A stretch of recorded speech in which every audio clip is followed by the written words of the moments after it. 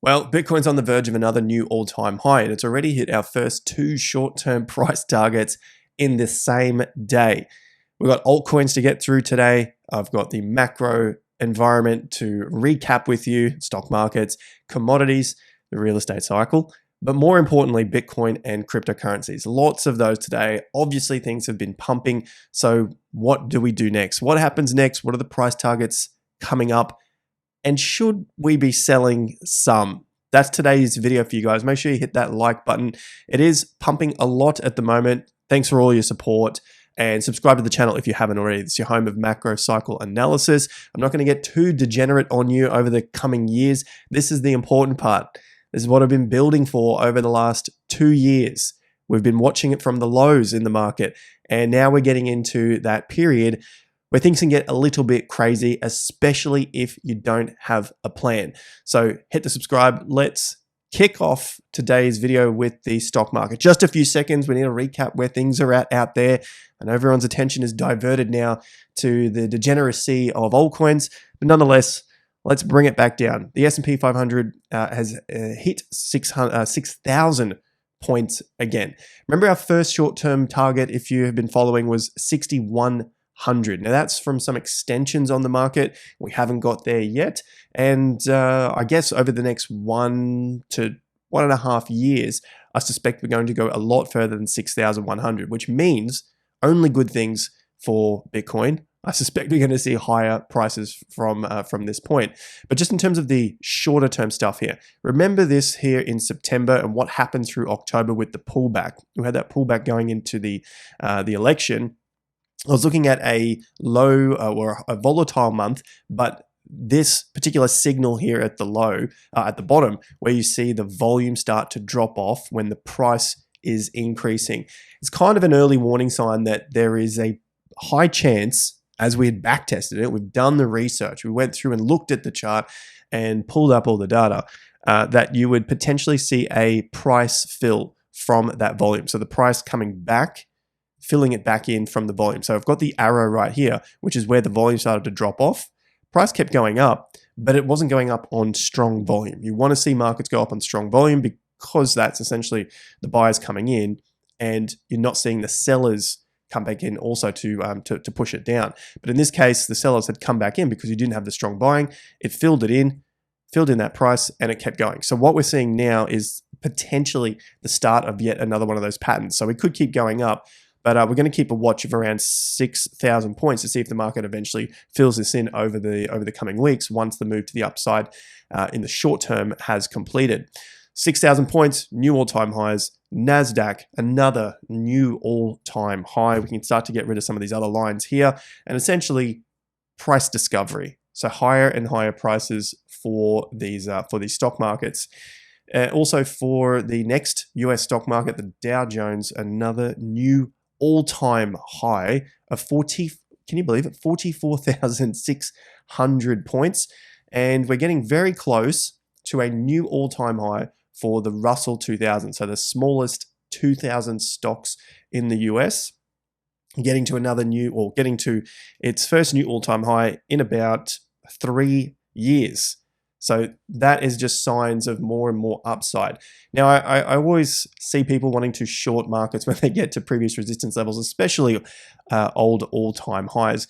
But remember this, when the markets break through to all-time highs, there is a far greater probability, the facts, the charts, the data, that you're going to see higher prices. So if you're trying to short these things all the time into new all-time high prices, not that I'm saying you're going to short this, the same principles apply for Bitcoin and cryptos. You see a lot of that coming across with Bitcoin. Oh, it's hit a new fresh price, I've got to short it. I don't think that's the time to short the market. In terms of selling, that's a different story, because for a lot of us, I hope, we've been in here since $15,000 low. You're now up about 500%, so like 6 times your money. It can go further. Maybe we see a ridiculous $300,000, $400,000, $500,000 Bitcoin. Maybe Kathy Wood is right at $1.25 million Bitcoin over the coming years.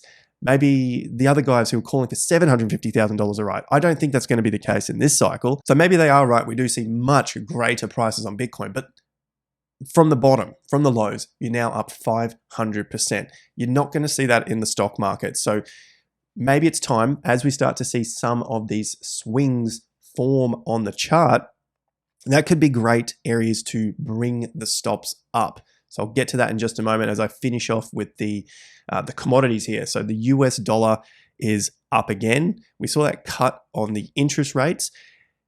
In terms of the strength here, we're still seeing strength on the US dollar. Obviously, my view has been that the US dollar will eventually break down over the longer term. But for now, this is real strength. The 3-day rule worked again from the bottom. There it is there. TIA, 3-day rule, the Investor Accelerator 3-day rule.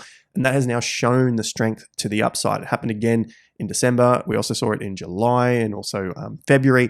This is all of 2023. And that held the market up for quite some time. Now, the good news is we've got strength in the US dollar, but we've also got strength in Bitcoin and cryptos. Typically, you would see strength in the US dollar, and that would start to push asset prices down, like obviously, Bitcoin and cryptos, but also the stock markets. And we haven't seen that. So if the US dollar turns around, that might be even more fuel for the fire for higher prices on Bitcoin and cryptos. But I hear you already saying, well, why are you saying to look out to start to sell some, or should it be time to sell some? I'll get to that in a moment, because we've got lots of gains that have already been had in the market, and what you can do if you're sort of missing out or just jumping into the markets now, or maybe thinking of jumping in to the markets now. So that's the US dollar. And then the last one here is gold. Gold's had a pretty significant pullback, and I'm hearing this one come up a lot, which is why I'm mentioning it here.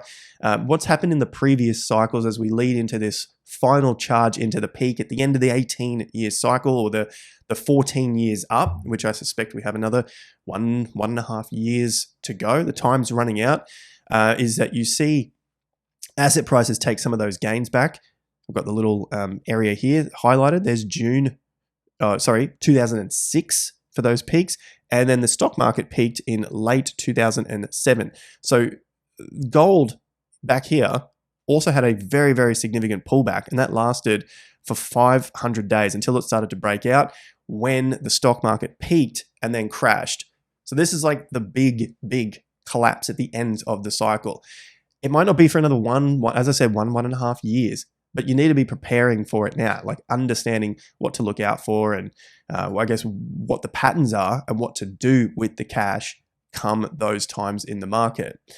So that's gold. Now onto BTC. These short-term price targets were hit. I made that video quickly before I jumped on a plane, and now I've arrived back in Australia. Only been here a couple of hours actually. And within that one day, as I got off the plane and looked at the price, Michael was sitting next to me, and we're like, what the hell? It's at 80. I think it hit 87. Now it's hit 89,666. And today it's just a few bucks short of hitting another new all-time high, probably going to hit that $90,000 level. So this thing is moving quite quickly. And if, like I said, if you have been in the market for some time, here are some of the areas that you can start to place your swings. So your stops underneath the swings. That doesn't mean it's going to be the end, but more often than not, you see these swings as reasonably good areas to at least just take a nibble off the table. If you've been in the market the whole time, you probably want to start to take something. It's early days, 6 to 12 months, maybe you got that whole time. But typically what happens with those guys who are waiting 6 to 12 months, or they're trying to pick the end of the market, is they miss the end and then hold it on the way down. So I'm not saying get out of your entire position, but maybe you could at least move some of the stops up. Maybe you're back here at 49 at one of the swing bottoms, and you've got this low here at 52. There's another low now at 58K low, and now we've also got the next swing low, and that low is at 66. So if the price of Bitcoin, if we start to find a peak here and it pulls back quite heavily, anything that breaks under roughly around this area, the mid 60,000s, would suggest that we've got longer to go to either A, consolidate and then push higher again, or B, that was the top and we're going to see lower prices over the longer term. That's a critical area now for the market structure. Market structure, 65 to this low here at 66. So keep that in mind. That's why I'm talking about stops here, which are still, 30% away from the market. But if you got in super early, you have to be willing to give back some of the profits to know whether that change in trend is occurring. You'd never know from the exact peaks because that's short term. If you're looking for big moves over longer term timeframes, well, then this is the area that I'm looking for, mid 60,000s for now. But if we have this move up to the next price target and then a pullback into a higher low, maybe that could be an area to then move that stop up underneath that level. Maybe that level comes in at 78, 79, 80K, and then you start to lock in more profits on the way up. So speaking of the next price targets to the upside, that one is at 96, and it's very close to another price target that I've got on the next charts. But essentially, this move looks like it's just gotten started. We've got some pretty good volume here.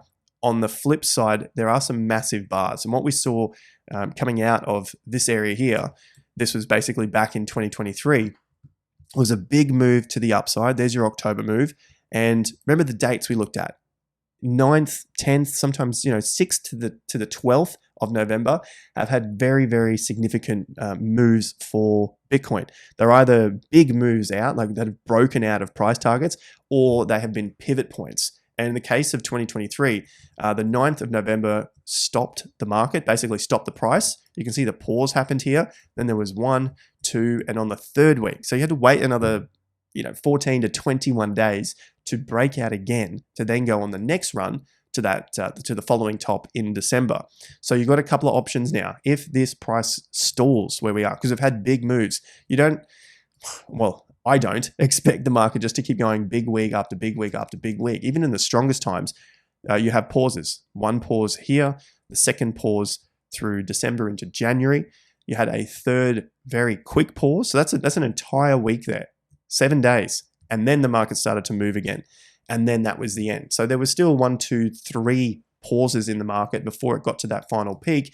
And the last move to the upside was the strongest and the fastest in this case. You had the biggest weeks, very fast moves, and with the least amount of time pausing that price until the next move resumed. Where in the earlier days, you have moves and then a pause and then another move, then a pause and a bit of a fake out to the upside, and then it started to move again. So that's why I'm still thinking about this move not being over, but to be prepared in case you do see those swings down. Because from here, as I said, the volatility picks up and the emotions become even bigger. So this is the tough part of the market. The lows are not the tough part. The bull market is the more difficult part.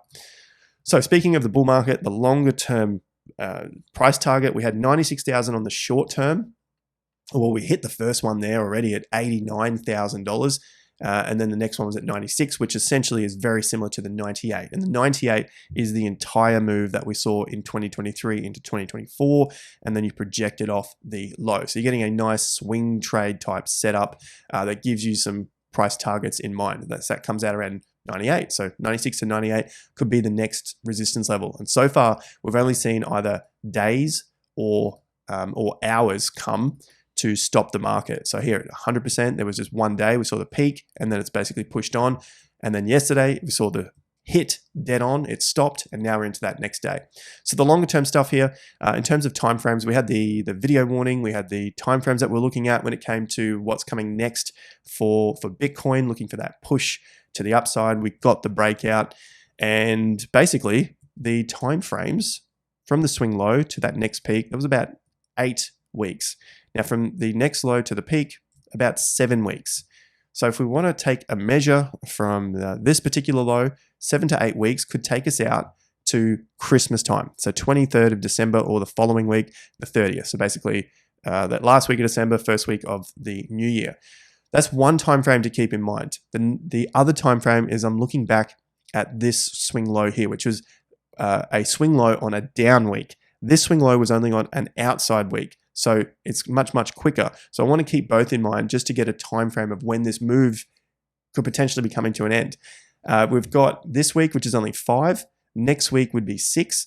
And then 7 would be the final week of November. If you go to the 8th, that's the first week of December. So basically sometime towards the end of this month could be a reasonable time to look for a resistance level for Bitcoin before you started to see a bit of a pullback. And you can see the pullback from the last time. That lasted 1, 2, 3,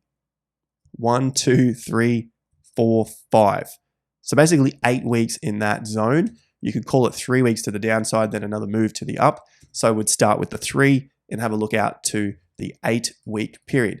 Nothing in here said it had to collapse, but there was some time through here where it distributed. You had the fake out, another test of the downside, and then you had that final move to the upside before we had that 8 months, which we've just come out of. So keeping an eye on the end of the month and early in December with a price target so far at about 98K. Should this move run to 150%, then things get pretty damn wild. $122,000. So what I've tried to do in the first half of this video is give you price targets and time targets for Bitcoin in the short term and the long term, just based off its previous history, which we know works out reasonably well, but more so in a rhyme rather than an exact repeat. And so we've seen that happen before. Keep those numbers in mind, keep the timeframes in mind. At the end of the day, we have to keep following that video by video, so make sure you subscribe to the channel and we'll keep updating that here. Now, quick one for the Aussies. Bitcoin and AUD is already at $135,000. Those price targets to the upside are $165,000 for the entire range. And for this shorter term range here, we're looking at 150,000 AUD. So 150,000 AUD is basically 100,000 USD, which is basically close to that 98,000 USD. So a lot of similarities coming out here for that move to the upside. Who would have thought one Bitcoin could get you a house deposit, in Australia come 2024 or 2025? With that in mind, channel sponsor, I thought it was a great segue. SwiftX, link in the video description. Check it out. You'll get $20 of free Bitcoin if you use the referral code down there. And obviously you can use that as an on-ramp into other exchanges like Bybit, Bluffin, CoinCatch. Now, our second reason for a possibility of, say, selling some Bitcoin or at least moving those stops up would be the USDT dominance. Now, I'm more in favor of moving the stops up because I think the cycle's got a lot further to go. But if you're someone that has got a ton of profits, maybe you just want to take a little bit out, you've got some things to do with it, you want to put a deposit down on a house or buy a car, holiday, whatever it is you want to do with the money, then these are some of those options that you can use. We've looked at those swings that we can start to work our way up in that price and let the market come back to us. The next thing is the USDT dominance. You guys know I've been watching this. Basically, it has worked out pretty damn well. Looking at where the breakdown levels are on the dominance, which has led to the pump in Bitcoin and altcoins. So I've had a breakdown of the lows here at about, let me move this, 5% and now 4.75%. It broke this low here at 4.7%. And now we have hit the next diagonal uptrend. This diagonal uptrend is pretty important, if I don't say so myself. The reason for that is it's basically held up the entire market throughout history, throughout Bitcoins and cryptos entire history. So this is like the biggest level now for the dominance to either hold, which would then hold up the market. You wouldn't see further upside for Bitcoin and altcoins, or this thing breaks down. Now, if this breaks down, this would basically be the first time in its history that it breaks down from this level and, well, we've got to wait for it. It could hold under this level, which could then spur on even more money into Bitcoin and cryptos. Now, you can probably see the hesitation on my face because I don't want to get too far ahead of myself. I'd rather be a little bit more conservative, make those profits, unlike previous cycles where people get a little bit crazy and you see the moon boys coming out telling you that it's a meme coin super cycle and you're going to retire future generations of your bloodline and all this sort of bullshit. It's fun and games, but it's fun and games to lose your money. So just let's hold our horses for a second. The USDT is working out pretty damn well, but it has had a pretty quick drop. You can see the angle of the move to the downside has been basically faster than any of these moves. And if you can't see it by looking at it, just take a bit of a measure with a line and then put it at the top, and you can see that this is at the moment faster. Now, it could keep going to this low, but it might need a little bit more time to hold out here and then move on with the direction, with the trend to the downside. If that occurs, more money flows out of USDT. Normally, it would have flowed into Bitcoin and then altcoins, some of those stronger altcoins. Okay, so we have hit that tipping point, which is what has led to this move to the downside. And this is your altcoin tipping point. So I still got some altcoins to get through, some stuff to look out for so that you don't get screwed on this move. But basically our true altcoin market cap has worked again. We've got the move to the upside, breaking that tipping point of $480 billion.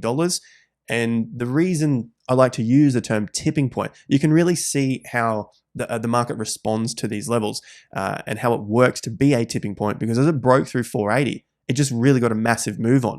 It broke through, you could possibly say any of these other levels here, 400 or 430, 440, they're not as significant. And so what we're trying to do is look out for significant price levels that give us that foresight to expect certain things in the market. So expecting them, planning for the worst, and also planning for the best. And in this case, we got the best case scenario, breakout of the first tipping point, and that happens really quickly. That's where the big money happens quickly.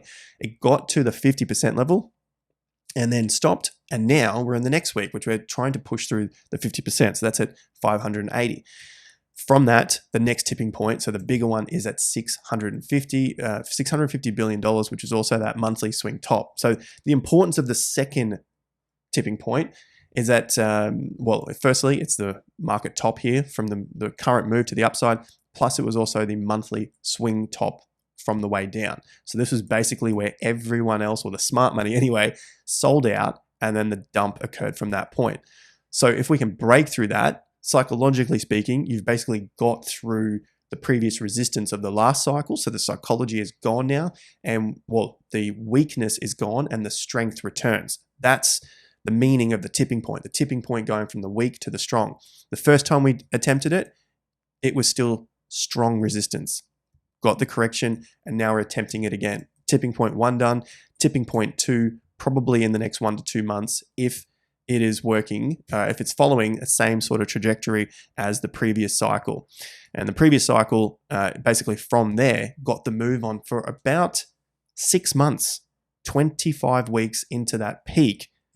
Big ass correction, and then another move up. Now, in this case, it doesn't mean that we're going to get exactly the same move. So we've got to be prepared. We could get a move up, big correction, and then a big move again to the upside, another correction, and then something like a triple pump, right? Something that Michael's talked about on his channel in a slightly different way, but you get the idea here. So it's not going to work out exactly the same, but the point is that I'm trying to make is looking at time frames. I think the time frames are far more important. How it gets to that destination could be any which way. Think of it like your holidays. I'm coming from Australia, maybe you're coming from the US, and you want to get to Europe for your holiday. So we're all going to take different directions to get there. I might have a massive shitty stopover in Asia or the Middle East, and I've got to wait until I get to Europe. Whereas you guys, you could almost go direct to Europe in most cases from the US. So we're basically all going to the same place, but how we get there is the difference. So here we are. It looks like we're all going to the same place. We're all going to make it at one particular point, but how we get there is the question. That's what we keep watching every day, because within that case of how we get there, big swings happen, and those big swings shake out a lot of people. Or maybe you're taking some profits because the volatility is just too much for your own safety in the market, right? You're looking at how these moves occur, and you've got big swings to the downside, and you just say, I've had enough. This is it's too much on me mentally and emotionally. I just want to take some of those profits and just relax a little bit and watch the rest ride out. So that's the total cryptocurrency market cap. It's looking pretty damn good, especially as it hits these tipping points. And like we looked at earlier in the video, with a little bit more time on our side in that particular move to the upside. I believe it was around here, and also this video here with a few more, this chart, sorry, with a few more weeks to go. Now onto altcoins. ETH is back in my altcoin list. It just has not performed very well until now. We've got some good price action taking out key levels. 2,900 taken out, 3,100 taken out. Next key level, about 3,500, 3,600. Now, someone made a comment in the previous video, I didn't have any price projections for ETH. I'm a little bit hesitant just with ETH because it hasn't shown the greatest chart pattern here. But if I have to, just using the same principles, the same rules that I'm using for all other price targets, I can now start to see that we've got the low to the high to the low. We're at dead on a 50% level, so 50% of the extension. Now, if it can burst through this level, if, then it's got a much better chance. There is still a lot of overhead resistance at 4K, 3,600 as well. It's got a better chance of getting to $4,700. So there is the first 100% move for ETH, provided it gets over 34, 36, and $4,000. They're the key levels to look at. If it does get there, as I said, 47 is probably a really good target to look at for ETH. Normally I look at the alt versus the Bitcoin chart, which is the most important thing here to find out whether the altcoin you're in is actually going to make those significant gains to the upside. But I'm going to leave that for future videos, as this one's going to be far too long. What I will do now is bring up ADA. This has been the big one that everyone has been waiting for, I guess at least the ADA holders. And I'm not going to spend too long here. It's really just a lesson for all of us when it comes to our investments, especially now and next cycle. Now, everyone can get super excited from 1 week, 77%, great. But basically, ADA has missed out on everything. So, everything's been up already. Some things hundreds of percent. And just holding something that is lagging to hope for higher prices, I mean, you're really just wasting the opportunities of this bull market. Look at the total cryptocurrency market cap, currently sitting at $3 trillion. There's probably plenty of upside. Look, the percentages that things have had over the last several months have been insane. And even Dogecoin is up there, which I've got as well coming up. I'm just looking at my charts.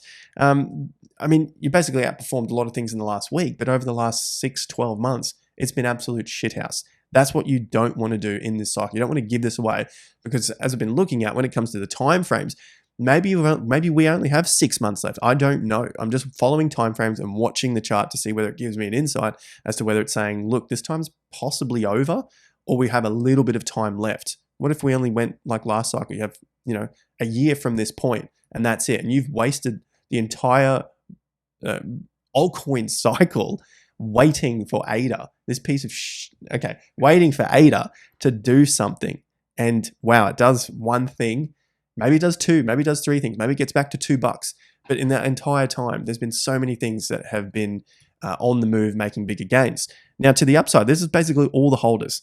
You've got to contend with everyone that held through here, or bought here, and then held through this period.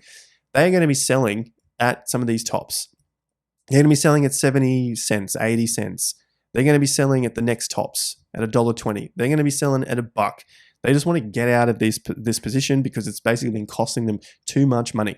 This price is the same as it was 2.5 years ago. So it's done nothing in 2.5 years. What was Bitcoin doing 2.5 years ago? It was much lower, and it's done a lot in 2.5 years. May of 2022, about 30 grand. So it's up 200%. ADA, flat. That's what happens to your money. If you don't understand that, you're never going to make it. So look out for some of these things. Short, maybe take some profits, put it into something else. And if Cardano is able to do $10 this cycle, then maybe come back at me. But apart from that, this thing could be just another waste of people's time. What you do want to see in a chart, and if you're a little bit offended by it, I don't care. The point is we're trying to make money here, not protect each other's feelings. We're looking at Solana. You got the breakthrough here at 50%, $211. Price is still up. The strength is still on its side. Yes, it's up, a 20x from the low here at $8 to $10, but there is still strength in the chart. It's breaking highs, and it's getting back to its previous all-time high at around $260. That's the sort of thing you want to see at this time, because if there's only so much time left, say it's like a plane again. I was just on a plane, and you've only got so much fuel left in the tank. How far do you want to go? If you're just sitting on the ground with the engine running, the fuel's just burning, but you still need to get from Australia to Europe, you're running out of time. All that fuel is getting eaten up. And that's what's happening with the ADA holders. They're sitting there with the engine running, and they got to get back to here at least, but then they want to get further, and they possibly will run out of time, right? That's just the probabilities. They could do it, but the probabilities say it's unlikely. Whereas in this case, you're basically back at these highs, and then you're almost ready to take off. You're getting ready to take off to the next price targets. And in the case of Sol, well, you're looking at 260, then 312. And then in terms of an extension of the entire move that we've seen so far, somewhere around $400. I want to take a quick look over here for Sol. These are some nice, easy numbers to look at. $100 billion on Sol, $400 billion on ETH. Could Sol get back to ETH's, or get to ETH's market cap? I mean, this is just all for fun and games. 2, 3, 4, so like 3 or 4 times there. That could be a $800 Sol. So $400 Sol would be about a 200 billion market cap. A 300 market cap would be a $600 Sol, and then a $400 billion market cap would be an $800 Sol. So it's really not out of the question for at least this cycle to be somewhere, let's say conservatively, $400 to $600. Maybe we get a little bit degenerate and say $600 to about $1,000. That would be a pretty big increase there. Lots and lots of money that would have to come in to then pump up these market caps a lot more. Obviously not 300 billion's worth, but whatever that multiple is, maybe only 50 billion comes in to pump the price up 500 billion, sort of 1 to 10. We'll have to wait and see how that all works out. But nonetheless, it looks like there's still some time left in the market to push it up this much further, especially with the strength on the chart of Sol. Speaking of strength, Sui is also another one that is bursting through highs. Now, I know I'm looking at a lot of stuff that has already been pumping. We have talked about it way back at the lows on the breakouts. And ideally, if you guys are seeing that pump, you're not sort of just jumping in on the pump. You're getting in on breaks, you're getting in on pullbacks, and then you're setting your positions up from there. I just want to keep posting the price targets using the extensions that we cover here on the channel, just so that you've got some ideas of where we're looking next. And so far, Sui has hit that next level. It got rejected very short term at the 50%, so that was around $2.40, slight pullback, and then massive pump up to the 100% here at the $3.20.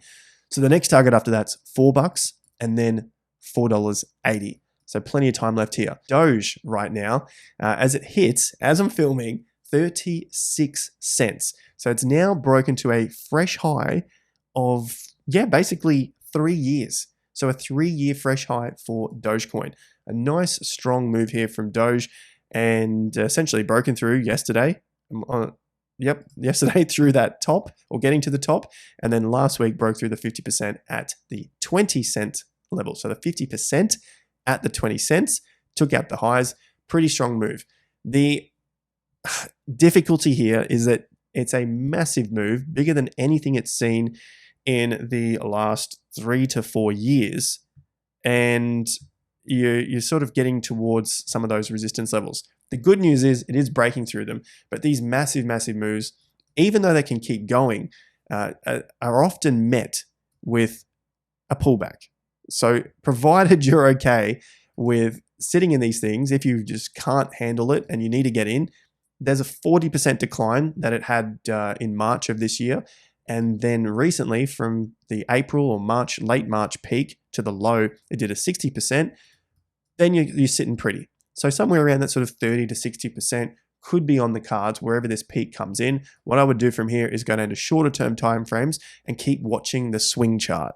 That is your big key moving forward from here. You've got a lot of nice swings breaking out, and basically the trend getting faster and faster towards a peak. And if you remember early in the video, often when you get towards the end of the move, doesn't mean it's the full move that's over, but maybe that short term, you can see these moves get quite fast towards the end. So keep that in mind as we continue forward. I don't think the game is completely over, but things are getting a little bit overextended. We'll keep an eye on the next price targets, and also if we do get those swings come in, well, then it gives us an opportunity to move the stops up, potentially sell a little bit, so you can take some of these profits in case you do see an extended pullback. Thanks again. Like and subscribe. We've got the Black Friday special coming up, so make sure you subscribe to the free email report, which is coming out today, and I'll see you guys back here at the next video. Until then, take care and peace out.